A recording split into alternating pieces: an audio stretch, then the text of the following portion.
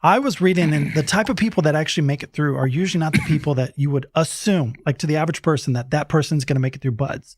No, like you think, that buff guy, he's going to make it, or the jock from high school is going to make it, and it's usually the person who you think might not have it, what it takes to get through it, and they're the ones who go through sometimes. Why is that? There's a mix of both. Like there's some dudes, like when I showed up to buds, like you're obviously profiling every individual. Right. Like if they made it through, like I'm doing this. Like some of these dudes that I see. Oh, yeah. But some of the dudes are very unassuming. But then there's some dudes that like fit the mold. Okay. You have every size, shape, and character under the sun that makes it in. But they actually did a study that like a high percentage of dudes that wrestled in high school make it through buds.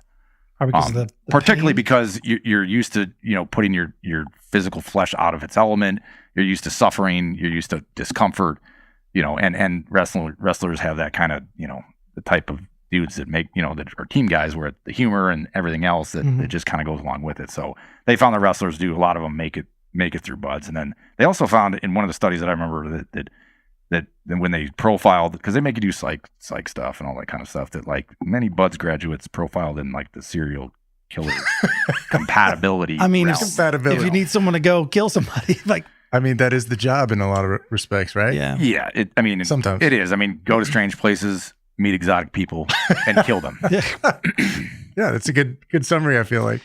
But it's such a hard thing to get through in buds. You hear about it all the time. Having been someone that you went through this, was it as hard as they said it was? I don't know. I mean, like if I went through buds now, I'd probably be like, I'm out. 41, just kind of broke. But like at 18 years old, man, like it was my entire universe. Like, and I was me and another dude were the youngest dudes in my class. And so most of the older guys that make it through were in like mid 20s to late 20s. Just because they've already kind of established themselves of what they want to do in the trajectory of their life. Okay. So they've gone to college, like, this is worthless, and then they're like, this is what I want to do. Because at the end of the day, like, you don't have to be a triathlete. Like, I was in insane shape. Like, I was fastest runner in my class, fastest whole course. Like, but I overtrained when I showed up. I really didn't need to be in that kind of shape because you have to be in shape, but not triathlete shape. Well, like people think. You basically, at the end of the day, you really just want to do it. Like, you want to do it. And so for me, like, there was no way I was going to call my dad and tell him that I quit. Like, I was scared. I was more scared of like doing that than a buds instructor. Because I was one of those kids growing up where like, look at this, dad, every 5 minutes, like, wanting to impress him. And so I wasn't going to do that. And B, my personality is I like out of control type things. And so like in Hell Week and all the different, evolutions they put you through, like I wanted to stick around like in Hell Week each day because what are they going to do next?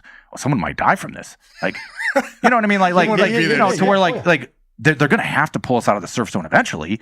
Oh yeah. And just like, but if they don't, like someone's going to really hype out and die.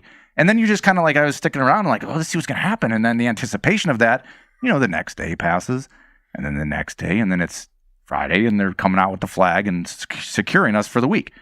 And it's just, I mean, everyone in Hell Week like entertains the idea of quitting, and you do it because you're miserable. But it was fun for me in a way, in a twisted way. I mean, yes, it sucked, and it was uncomfortable, but it was like I was captivated by what was happening, like, and the instructors the way they were, and I was just like, and I started to build, I wanted to impress the buds instructors, like my dad. So it was like a deranged father figure thing where I was, trying to like impress them with like my skills. And so that's just kind of. But you need that. You need to have that. If you don't believe it, you're going to make it through. Yeah. Well, no, if you are questioning, like if there's any doubt in your mind that this is what you want to do, like Wednesday night of Hell Week or Tuesday, well, not Wednesday, because most dudes make it through, that make it past Wednesday, but Monday, Tuesday night, in the surf zone, you're going to quit. Or Sunday night is like the worst night after breakout because they want to set the tone for what it's going to be like the rest of the week, and you think that Sunday night's going to be that, intense the rest of the week. And so they mess with, you're thinking like, there's no way I can do Monday, Tuesday, because the buds instructors will be like, Sunday night, they'll be like, don't worry guys, all you have is Monday morning, Monday afternoon, Monday night, Tuesday morning, and you're thinking like, no way. If you only think from like evolution to evolution, or like at some point what we're doing right now has to stop and something else has to happen, it's easier on your mind to manage that and not quit. Hey, thanks for watching this clip. If you want to see the full podcast, be sure to click on the link in the description. And if you feel like it, hit subscribe.